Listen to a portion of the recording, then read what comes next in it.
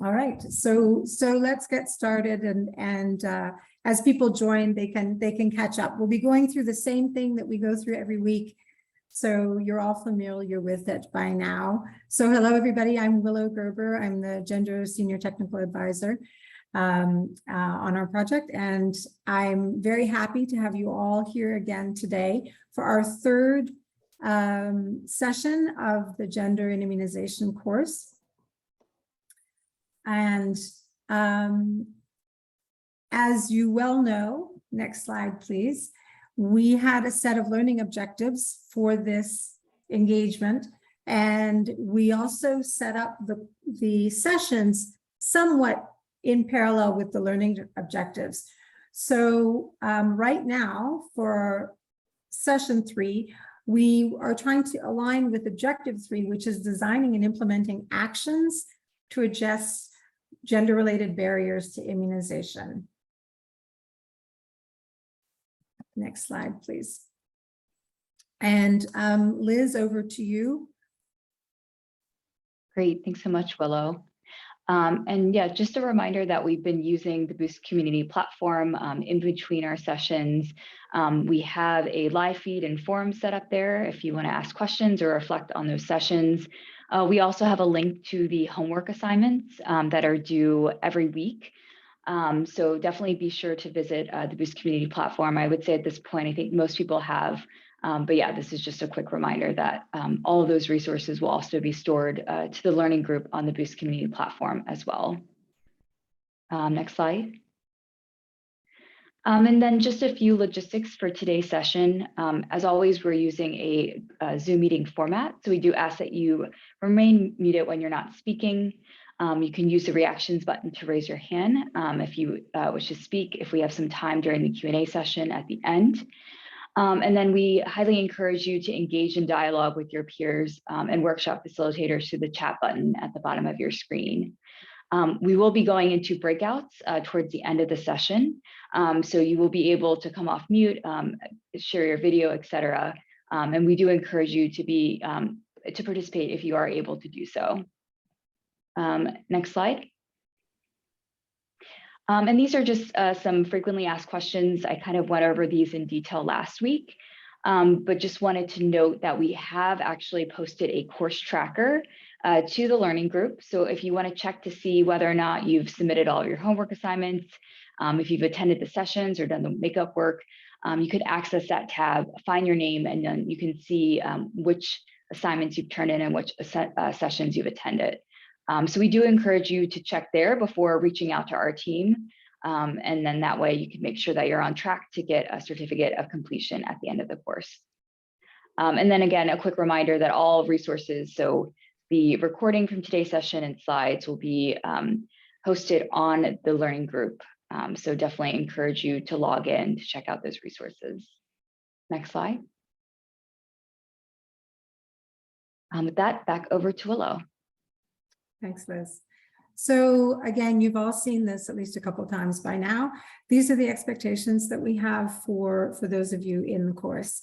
And we've been really so happy and pleased with all of the really great participation that we've seen so far. So keep it up. We really are expecting you to attend all the live sessions. We know sometimes something can happen, and if you can't, then there's a way to follow up once you get in touch with us if you have missed a session.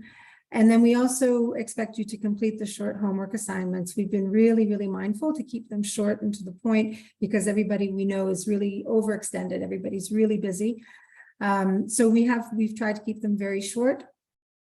And so far, so good. People have really been responsive, and we've gotten some incredible responses from the homework. And in fact, I'll go over some of that in a little bit. And then the idea of actively participating, which I've mentioned before, what that means is participating in a lively fashion in the chat, making sure that you're really engaged in the dialogue and the things that we are talking about. I have said this before, and I will probably repeat it multiple times over the course of this session, as well as our next session, and that is, this is still a very new area. Gender and immunization is still a very new area. So we are all learning together. And the way that we are going to be able to learn much better is if everybody is contributing. And so that really is an important piece of that active participation that we are expecting from you. And so thank you very much. Everybody's been very responsive so far. Next slide, please. So this is the agenda for the 4 weeks. We are in week 3, so July 7th. The first session, we talked about setting the stage and really a very basic understanding and introduction to how and why gender impedes immunization coverage and equity goals. And then in the last session, we talked about identifying challenges and then communicating to make the case. And among that issue around identifying challenges, we talked about the importance of data and the kinds of data that are available and where you might be able to find other measures of data and how, if you don't have the data that you think you need, what are some, in fact, not necessarily complicated, but rather pragmatic things that you can do to be able to really have some of that information that you need to be able to effectively make your case. And so in today's session, we're talking about designing gender-sensitive interventions and taking action for change. So as we know, this being a new area, now a lot of people are paying very close attention to gender and immunization, but there's still a lot to learn. There's still a lot to do.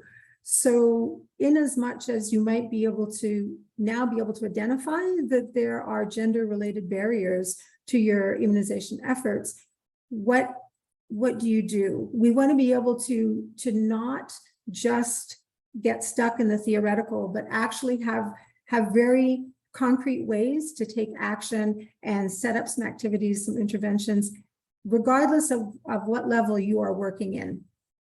And that there are things that you can do on your own, but also in partnership with others to be able to design and then carry out those interventions.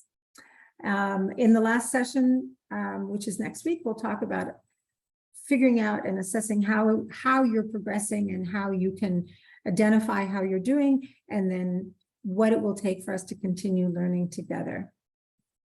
Next slide, please. So I want to very, very quickly go over the takeaways from session 1 and 2. You've heard them before, but I think they're important to kind of rekindle. So in the past, when people would think about gender and immunization, what they were thinking about for the most part, and what they were analyzing were gender inequity in childhood immunization that concentrated on sex differentials in coverage. And that is part of this area, definitely. You know, what the coverage differences are between boys and girls, males and females.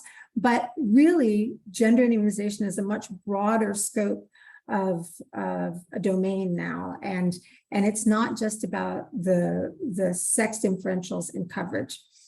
A lot of people are paying attention to this. Many, many groups are working together to try to make a difference in this area. We know that gender is a social construct, so that it's learned. The way people have learned normative behaviors can also be unlearned and relearned to make things more positive for vaccination and immunization efforts. And then there are very different ways to be able to organize the information around these barriers.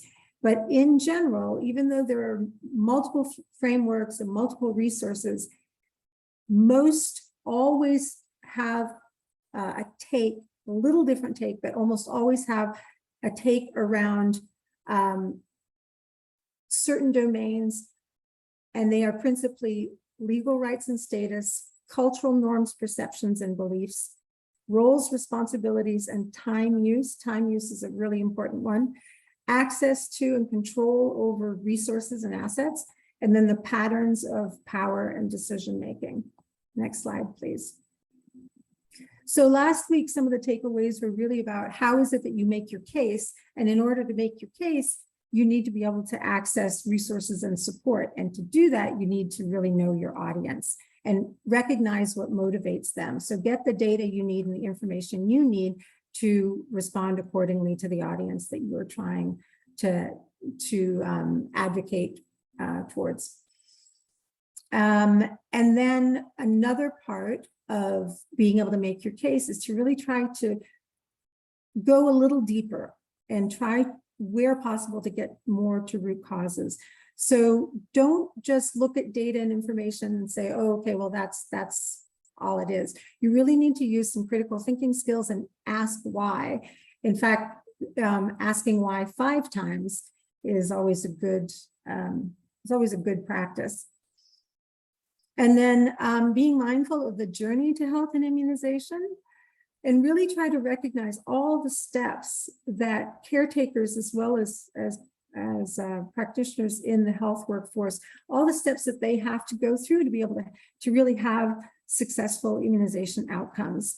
And right after this slide, I'll quickly put up that figure 8, that horizontal figure 8, to remind you of that journey to health and immunization. And then lastly, no matter what level you're at, everybody has an important and vital role to play in routine immunization and immunization writ large. And each of you can be a very powerful advocate. Next slide, please. So this is the journey to health and immunization graphic. And it was actually developed by UNICEF.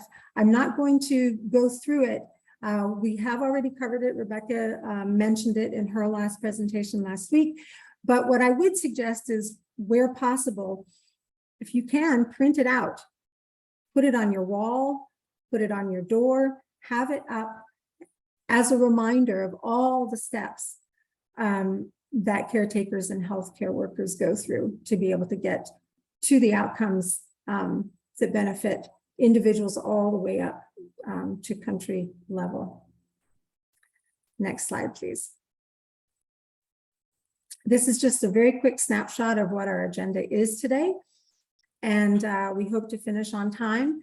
We have a breakout session a little further on. We have 2 speakers today. Rebecca is going to be talking with us about how to get started in designing interventions to reduce gender barriers to immunization. And then we have a guest speaker named Wendy Abbey, who's going to be talking about human-centered design interventions in the 2nd year of life for Kayayer.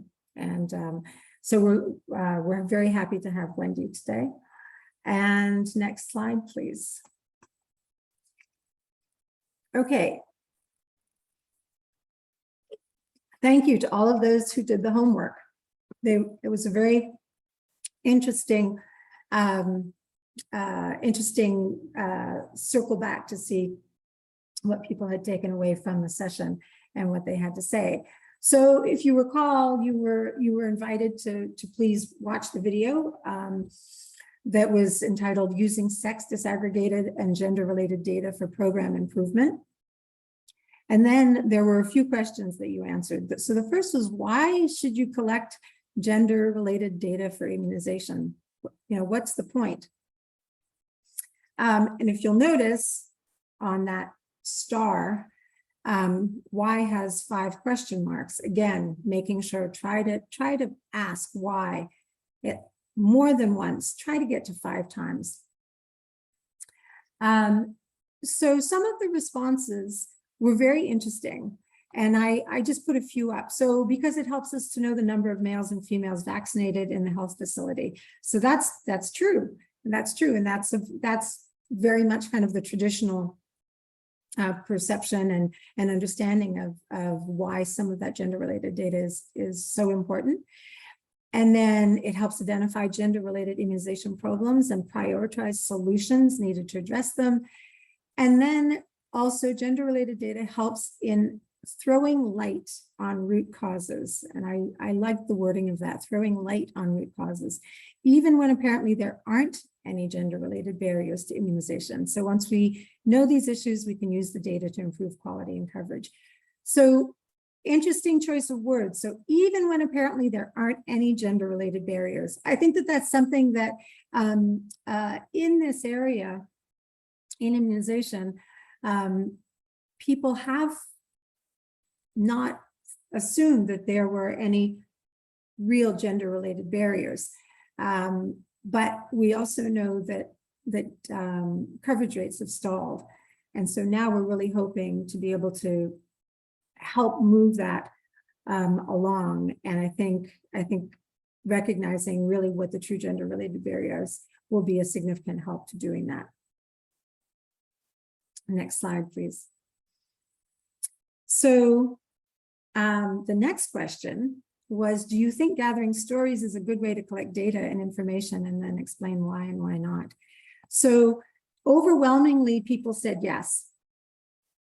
About 95% of you said yes. Yeah, it's great to have stories and gather stories as a way for getting data and information. Some of the responses, it's a good way of more deeply understanding barriers in a qualitative way. It colors the quantitative data. I think that was a really lovely way to say that. It does, it colors the quantitative data. And then it helps contextualize the challenge, and it provides ideas for what other numerical data needs should be gathered to validate the hypothesis. And then gathering stories helps you to be aware of the challenges faced and gain a perspective of how the healthcare system functions or is functioning, but you may also come across solutions from the stories that are being told.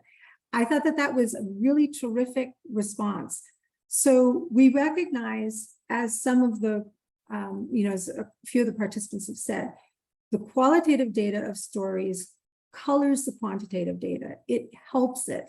It really creates a picture from just the numbers.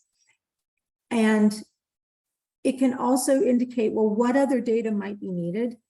And if you listen closely and if you pay attention, you might actually come up with some possible solutions from the stories that are being told.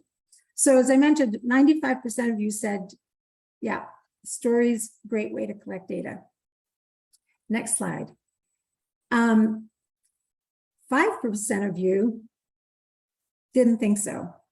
Not that you weren't completely having it, but you were a little skeptical. So some of those responses are as follows. No, because there are scientific ways to collect data. No, because it might not be accurate or even untrue. Stories can help in information and data gathering, but some stories narrate the actual events that are taking place within a specific period. But information received from stories should be verified through investigation, research, etc., before using the data and information gathered for decision making. That is true. That is true. Then note, data is used to monitor, uncover problems, and proffer solutions to problems. Stories cannot be analyzed in that way. It cannot give quality data. And lastly, we should look for data from government and local health authorities. Stories might help, but reliable bulk data is a more objective way of determining gender-based differences. So from a social science perspective, stories and focus group discussions and conversations are really considered solid data. And there are many ways to be able to analyze that data. And it's becoming more and more specialized in how it's done. And so for those who are still somewhat skeptical, I invite you to consider how qualitative data really can enhance the research and outcomes that you're looking to generate. So Rebecca, I know you feel pretty strongly about data. Is there anything that you'd like to add to this? I think the only thing I would say is that what's really important is to use a mix of the quantitative and the qualitative. We really need both. The quantitative is critically important. It is accepted, as a number of the providers of the homework have said here. The qualitative can give us an idea of what is going on and what the explanation is. That said, there are some, more scientific methods for qualitative data collection. And there are some interesting types of quantitative information that we can collect as well. For example, things like whether female caregivers are engaged in micro-planning processes. That is something that is countable. It's something that can help us understand whether women are involved in determining when and where services are provided. So again, I think that a mix of the two really helps us understand and round out the picture. Thank you. Thank you.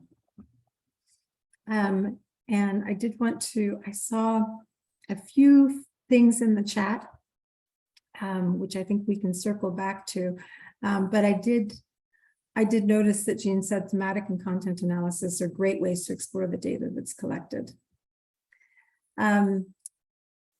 Next slide, please.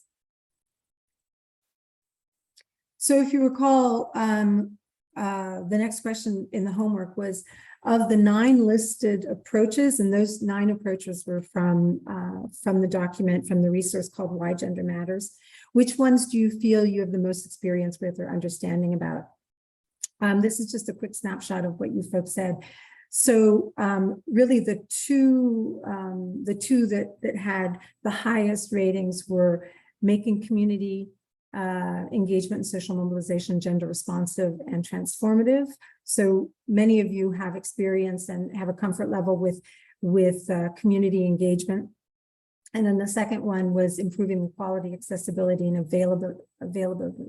availability, excuse me, of services. So that was the next one that you were most comfortable with. And then the rest dropped significantly. That's always interesting. And I also thought that nobody signaled that implementing gender responsive immunization services in emergency settings was something that they were familiar with. Next slide, please. Now, lastly, we asked, well, what are your experiences? What, have you done any of this? Can you tell us about it? And there were some really wonderful examples. There was one example in particular that I'll mention very briefly. It was somebody who had been doing some polio work, and she said that she met a woman who had a son who was 2 months old, and the woman was refusing immunization team who visited. And of course, the husband wasn't there, and he had also said no immunizations for the baby, didn't want it. But the mother was really worried. It had taken them 10 years to have a child, and she really wanted this child to be healthy. And so the person who recounts this story has a wonderful experience of thinking, I really need to help this family with this young child. So she goes on to say, I decided to pay an advocacy visit to key influencers and people in the community, such as the counselor for health, the village head, and religious focal person, to get their support to address the issue. The volunteer community mobilizers were sensitized and assigned to intensify house-to-house mobilization and compound meetings with caregivers within the settlement. For non-compliance households, that's a bit of a jarring word, but it is the term. So the non-compliance household head was invited to a focus group discussion meeting through the support of community leaders and stakeholders mentioned above. The non-compliant household head was sensitized on the risk of not vaccinating his only child. Verses from the Quran were cited to buttress their point that religion does not forbid children from vaccination and other healthcare services. Respect for women and their roles to improve immunization coverage that will help prevent childhood killer diseases in the community was emphasized. The non-compliant household head later accepted that the child should be vaccinated with oral polio vaccine by the IPD's team, and the mother was permitted to visit the health facility for routine immunization activities and other PHC services. Other house heads who witnessed the scenario also decided to support immunization. So that's a really wonderful example. Now, then we asked, have you documented any of these experiences that you've had? And I'm bringing this up because the majority of you said no. And going back to what I had mentioned previously, this is a new area and we really need as much documentation of experiences as possible. We really need to really improve the knowledge base around this. So that's my plug for please making sure that you're documenting what you're doing. And if you don't feel that you have the time or that you don't feel that you have the resources, there are ways to do that. There are ways either through, even sort of journal entries. We're not expecting or not supposing that everybody could compose a white paper and do full research with all of that sort of intense resources that it takes. But even being able to have some level of documentation, whether it be your own journal entries, a blog, even inviting a local journalist to come see what's happening, or inviting yourself to a radio program to talk about what you're doing. There are many ways to be able to document that and then make sure that you share it. All right, next slide, please. So we're going to take a quick poll. So everybody get ready to vote. Next slide. Here's the question for the poll. Of the following possible interventions, which one interests you the most and that you think you could effectively manage?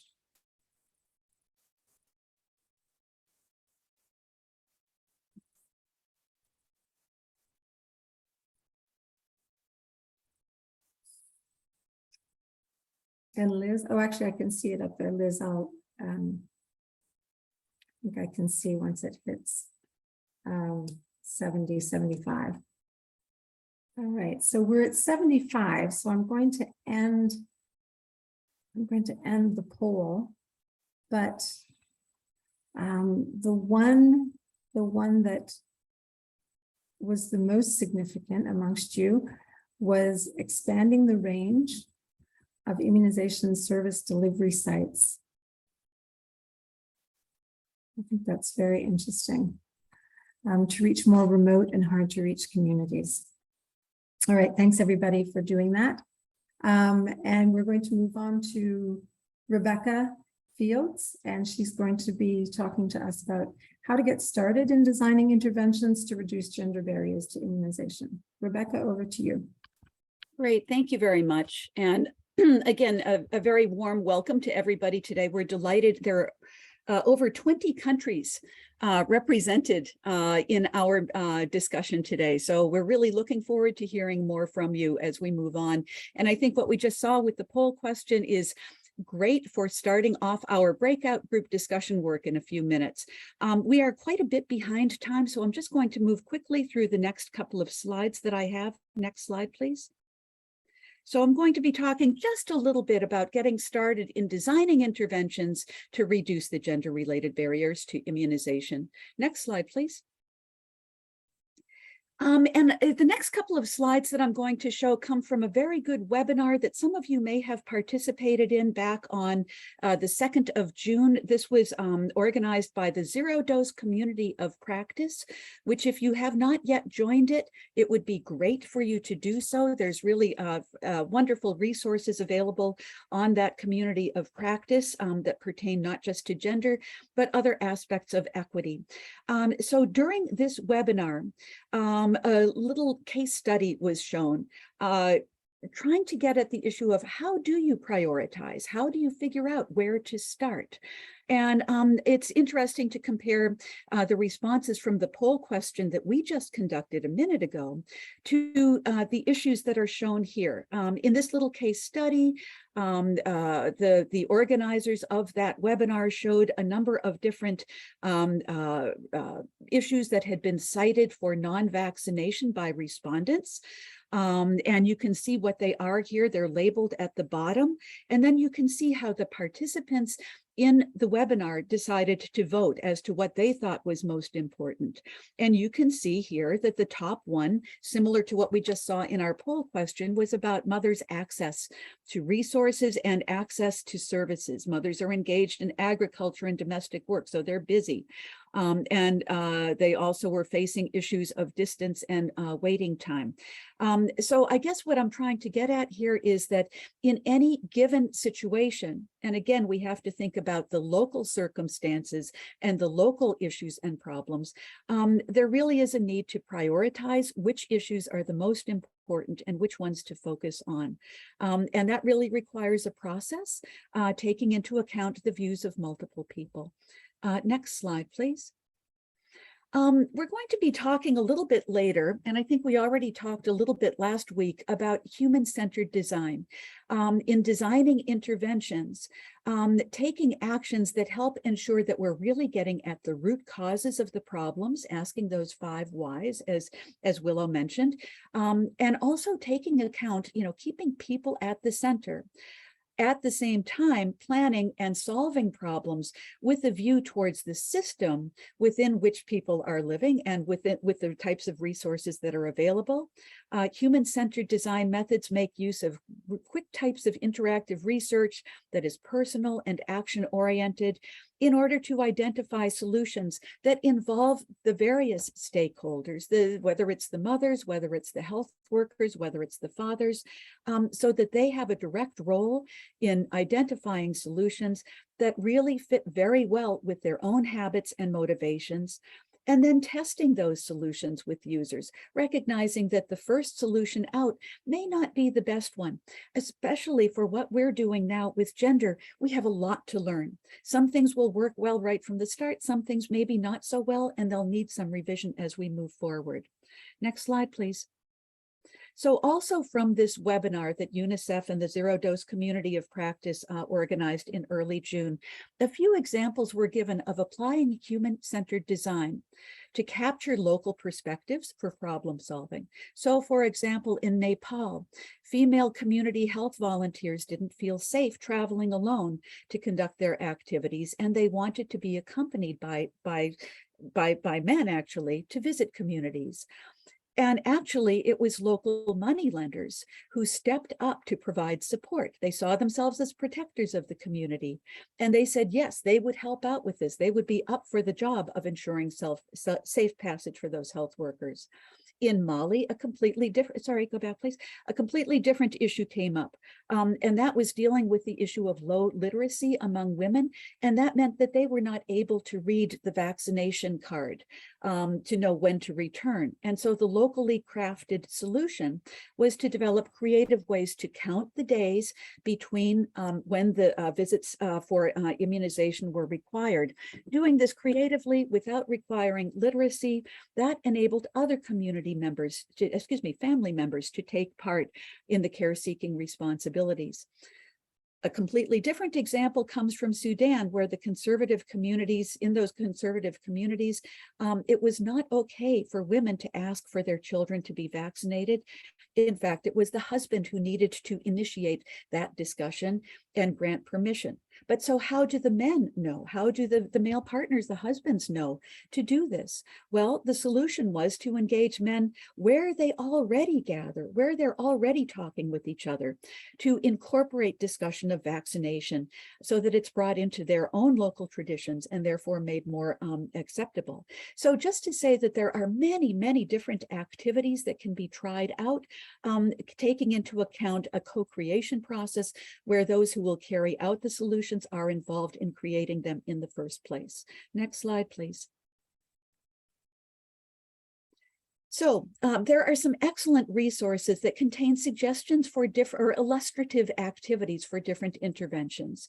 And one of them that I want to just highlight here is the Gavi program application guidelines. I think we already shared these with you, but if we can just, and the link is shown here, but if we can just move to the next slide. This just shows a couple of pages from the application guidelines, and you'll see on the left-hand side that there is a section within those guidelines that describes the types of Gavi investments and gender equality, and provides some guidance as to what could be done. And then throughout those guidelines, and this is too small to read, I realize, but throughout the guidelines, a number of suggestions are actually provided. They're marked with a little icon. You can see it with the red circle here on the bottom of the right-hand side that shows some things that are suggested as illustrative activities, as well as some discouraged actions or activities that probably would not be all that useful. Those types of activities are shown throughout the document, so it would really be great if you could become quite familiar with this. That a lot of work has gone into these guidelines. Next slide, please. Another document that I just want to draw your attention to, and which we shared last week, was what's called the Little Jab Aid. This was created by UNICEF together with groups called Common Thread, Busara, and Save the Children. It comes out of the Middle East and North Africa region of UNICEF. But one of the things that it does, and if we could move to the next slide, please, is that it provides some suggestions of 5 main interventions shown on the left-hand side that could be used to build out interventions. And then for each of those proposed interventions, it takes you through a step-by-step process as to how to go from the idea to bringing it into practice. So we're going to be drawing on both of these documents as we move forward in our breakout group work to talk about how we could go from some ideas for interventions to actions. And I think that is it for me. Next slide, please. I think that's it from my side. Thank you. So now over to Wendy Abbey. Thank you. Thank you very much, and good morning and good afternoon and good evening to everybody. So I want to share an experience while I was a technical officer at JSI leading a couple of routine immunization interventions in Accra. Next slide, please. This is an experience we had working on a particular project aiming to improve second year of life immunization or vaccination for a peculiar group of young women we have located in Accra. A bit of background to this. Next slide, please. We had the opportunity to be supported by UNICEF and CDC to conduct, use human-centered design to innovate for ideas to improve second year of life immunization in Ghana. And this has come off from a CDC, an already existing qualitative and quantitative research that CDC conducted in 2016, having supported the Nabrongo Research Institute to actually lead this research. And the idea was to identify the different barriers and enablers and also draw key learnings from why second year of life immunization has not caught up with caregivers like immunization offered in the first year of life. And so with this backdrop, we had the opportunity to glean data and then use this information to innovate some unique interventions for this particular group of young women called Kayayer, who I would explain as we move forward. But just to draw your attention to the findings of the CDC research, mainly the idea was why caregivers do not feel supported in fully immunizing their children. And so as caregivers, what were they experiencing? At the time that this research was conducted, Ghana actually had over 80% of routine immunization coverage, but then it was lagging when it came to second year of life immunization. And so why was this the case? In addition to what was found out as caregivers not having the support they needed, it was also realized that health workers themselves have some kind of low knowledge of second year of life vaccines and services that are available. And so at the end of the day, we're looking at a complex situation, but for us at JSI, what we thought of doing was to focus on what the caregiver situation was. and to use human-centered design as an approach to identify the key barriers, identify their general, their stories behind their journey to accessing health, and then also look at what innovative approach you can use to boost up their confidence, give them the kind of motivation they need to continue to access second year of life immunization. Next slide, please. And so this particular intervention, like I mentioned, came from a support in 2016, came from a data that has been received in 2016 from the Navrongo Research Institute. And so for JSI's work, the main focus was to conduct innovative, what we call the ideation workshops, and then to identify the different barriers that caregivers were facing in 3 urban districts. So these were in the Accra Metro, Tamale Metro, and then Gansam.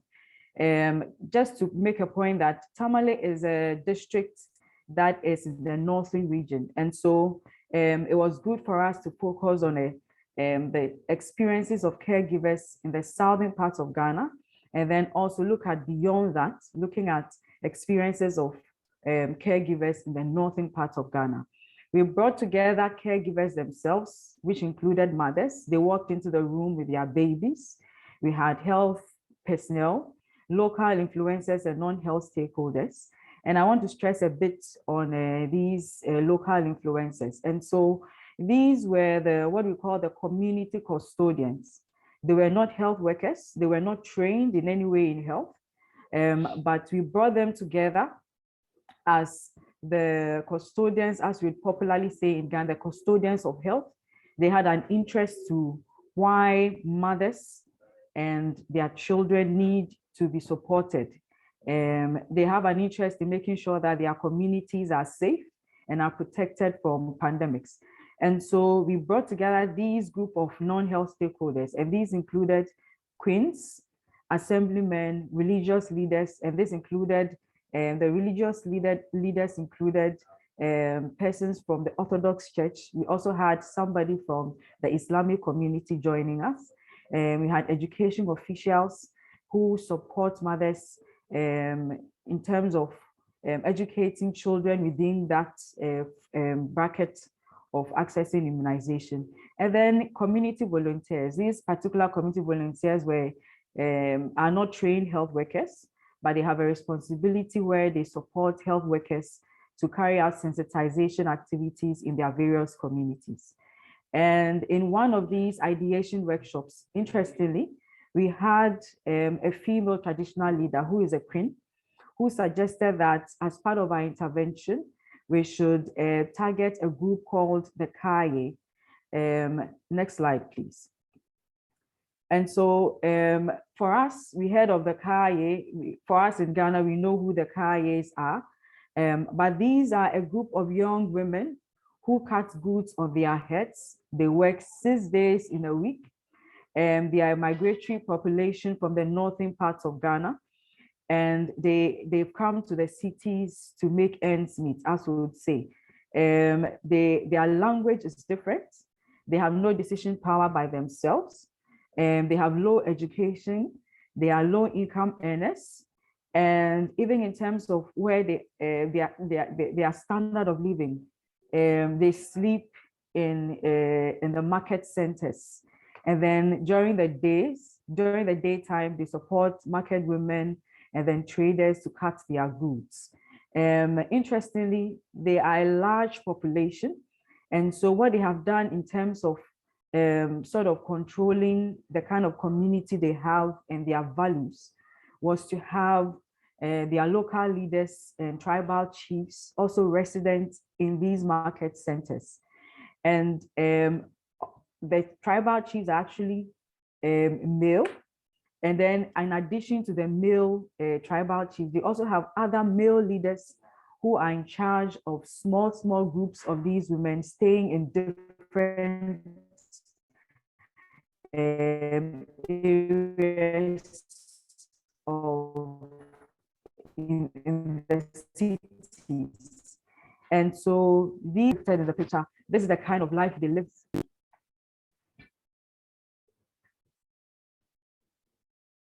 Next slide.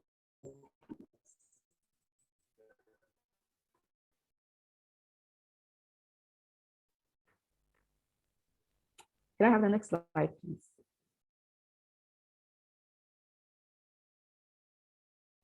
Okay, and so what we did with this group is to, first of all, understand their context. With the kind of situation they found themselves in, what we realized was that they have a low health literacy when it comes to postnatal care and even maternal care generally. Most of them have access to older women who support their care. And so there are these older women who would take them through and guide them through and to give birth in the markets. And so those who are not comfortable walking into facilities, they have these older women who are birth attendants, and they support them to give birth in the markets. Some of them have no awareness on immunization sessions. Others who do usually are not receptive, and they make excuses of being too busy to access these services. And so what we did was to take into consideration the entire context of this group, and then through the leadership of their tribal chiefs, through the leadership of their male handlers, and with support from the health workers in these districts and the capitals, we were able to target them directly and invited them to participate in our human-centered design ideation workshops. Next slide, please.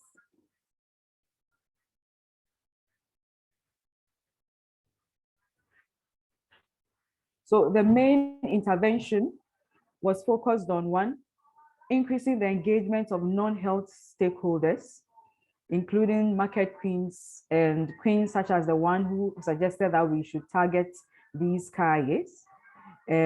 Also increasing male support for 2YL vaccination. And then also looking at innovative ways where communication and rationale for accessing second year of immunization will be communicated differently to these population. The main idea also was to just go beyond the normal brief messages that health workers gave to caregivers. What can we do differently? What other resources are available that these caregivers or kayayers are comfortable accessing and actually will be able to make the decision or be motivated to undertake or go for services? Next slide, please. And so with the particular intervention for kayayers, the main idea was to adopt a co-creation approach. Get the kayayers involved in the process. Give attention to, one, how to access the kayayer communities through their male leaders. Secondly, where are we going to get them to access services? Some of the kayayer communities, for example, have health facilities located in the markets, but then do not access the services. And so in addition to finding out where they are and where these facilities are, the intervention also focused on when these caregivers can be reached, when are they available, and most importantly, in what form or medium can we reach them with the right information. And like I mentioned earlier in describing this particular group, they have a different language altogether. They actually speak, for the group we dealt with, they actually speak 6 different languages that are not the predominant languages we speak in the southern parts of Ghana. And so what medium of communication is best? And then most importantly for them, because they're a close-knitted community with their male leaders, how do we get information to them via people they trust? How are we able to let them know that you can trust the information we are giving you? And so we adopted this co-creation approach and considered all these things. Next slide, please.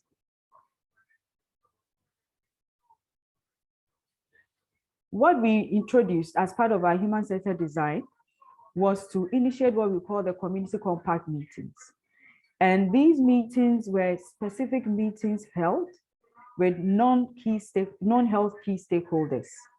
And this involved the male leaders, the tribal chiefs, the assemblymen, the religious leaders in that community, to tell us which Kayayer communities we can target. In addition to that, the male leaders particularly were able to tell us which Kayayer peer educators are highly motivated. Most importantly, they have access to information on health. They are more open to health information. Some of them have even been engaged in other interventions such as family planning interventions. And so their reception to health information is good. And so they helped us identify these Kayayers as peer educators who can be engaged to particularly lead this intervention in their communities to get other caregivers uptake second year of life immunization. One important thing was that during the discussions, the male leaders were very particular to let us know that the Kayayers actually respond to particular forms of intervention. It's not your usual invite them to a meeting in a conference room, give them talks, or hold your focus group discussions, and then that is it. For them, one innovative way of doing this is to hold the community database. And so specifically together with these Kayayers that were identified as being more receptive to health information, they decided that would organize the community database. And this community database involved role plays, involved music and dance. And so we had the Kayayers performing to the women. Most importantly for them, even the kind of music that was played during the database was significant. And for the Kayayers, they wanted their type of music that they could relate to in their own language, music performed by artists from the northern region. And so we use this approach as a way of even drawing attention to the debates that were later held later held as part of the intervention. Interestingly, we had these male leaders also volunteering to arrange for the particular venues for the debates. We had the male leaders as well as the assemblymen supporting us to get permission to use the particular venues that were decided by both the male leaders and the Kayayers. Next slide.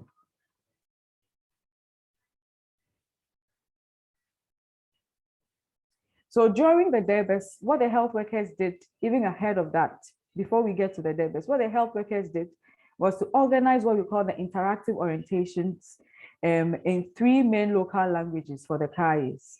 And with a selected number of Kayayers who later became the peer educators and were already familiar with health information, the health workers provided information on second year of life immunization and developed talking points in their language.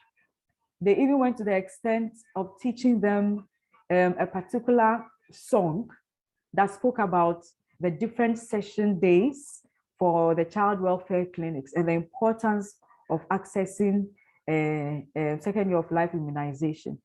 And so the main focus of this interactive intervention also to get a feel of how barriers these women face in uptaking second year of life vaccination could be addressed.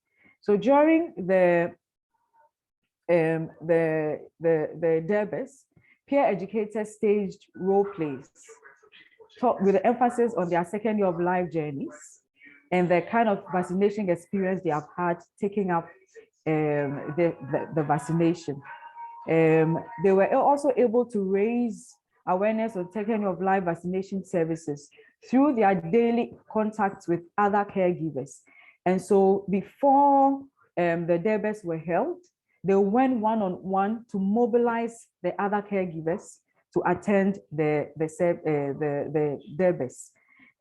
One particular thing they did, which there's a picture to show to this, was that they identified Kayayers that had children and who, for one reason or the other, because they are peers, have not accessed services at all. And so this helped us improve the kind of targeted mobilization that we needed to use in order to draw attention, not just in terms of information that is available, but the particular service of second year of life vaccination that was available for the community during this period. Next slide, please. And so as part of the intervention, we held a number of derbes, 4 derbes in all. All these were held on Sundays. And alongside it, we mounted what we call the 2YL mobile vaccination site.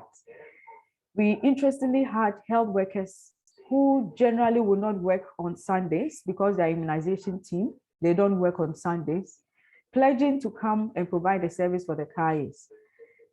Overall, about 540 Kayayers were reached through the derbes, and then also with the orientations that were held.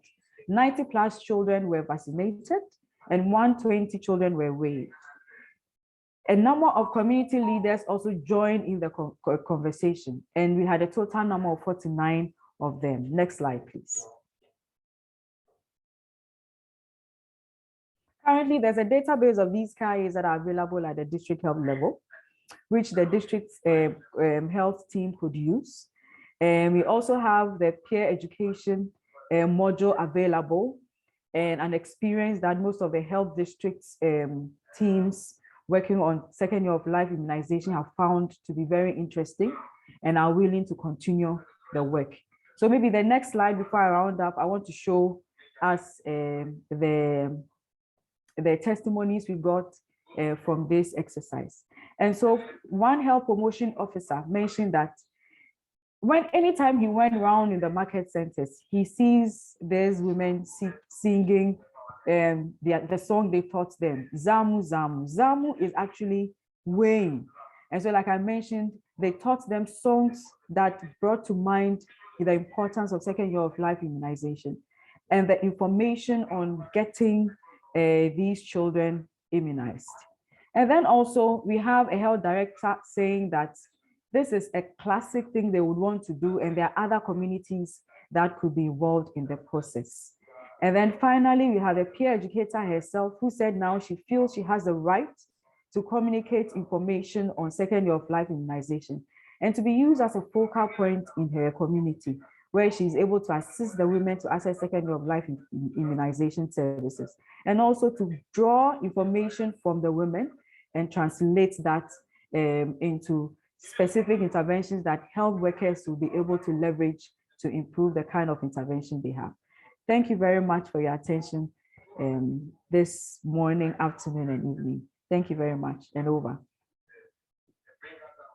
Thank you so much, Wendy. That was terrific. I especially liked all of the relevant resources that are available, because you did a great job documenting. So thank you. Thanks so much. We are going to go into our next activity. Next slide, please. And this involves all of you. And we're going to have a breakout session with facilitators for each breakout group. So very quickly, just so you know how this is going to work, we have 6 different groups. You will be randomly assigned to one of these groups. And you will find yourself in a room with about 15 to 20 other people with a facilitator. You will be going over one particular intervention in that group, and you will need to address 5 questions during that time. And so I'm going to leave it to Liz to now set that up, and we will see you on the other side. Thank you. Great, thanks so much, Willow. And just in a second, you will see a pop-up, and I ask that you just be sure to join your breakout room, and we'll see you back here soon. Yes, so we are already in plenary. I think we're going to have to pick this up again next time. I can only speak for my group, but we were having what I consider a really interesting and productive conversation. And the time seemed to go by very, very quickly. So we are always mindful that everybody has a lot to do, and we always want to try to end on time. And given that, I think this is why we have now been all brought back together.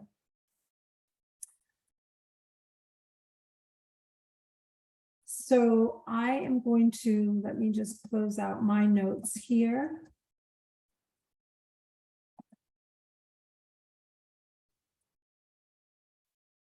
All right, we have 5 minutes left, and I'd like to make sure that those 5 minutes are productive.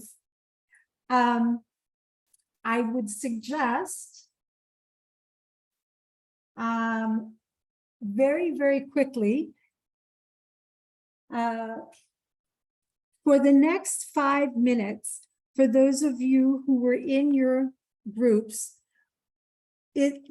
I would ask, please, that you go into the chat and that you put down in the chat one significant thought that you had during the conversation about your particular intervention. So, for example, our intervention was really at a policy level where we were asked to improve gender equity and leadership in the healthcare workforce by supporting women's leadership and management in immunization at all levels. And amongst many of the notes that we had, one of the things that struck me in particular was a comment that said that women should be part of the policy development process. There was some discussion around quotas and around making sure that girls are supported by their parents to get into school so that they have the necessary education to then be able to take on certain leadership roles. But some leadership roles at the community level wouldn't necessarily need a higher education. So, you know, one of my significant takeaways from this was really hearing how women should be part of that policy development process. So please, for the next 2 minutes, in the chat box, put down what your one thought was coming out of this conversation. Interesting. So we've got some really great things. We'll make sure that they're captured and put out on the platform so that you can see some of this. And I think that we will revisit some of this also in our next session. So for now, with 2 minutes left, I'd like to thank everybody for being here. I'd like to thank Wendy in particular, our key speaker today, and Rebecca, of course, as always. If you could put the next slide, please.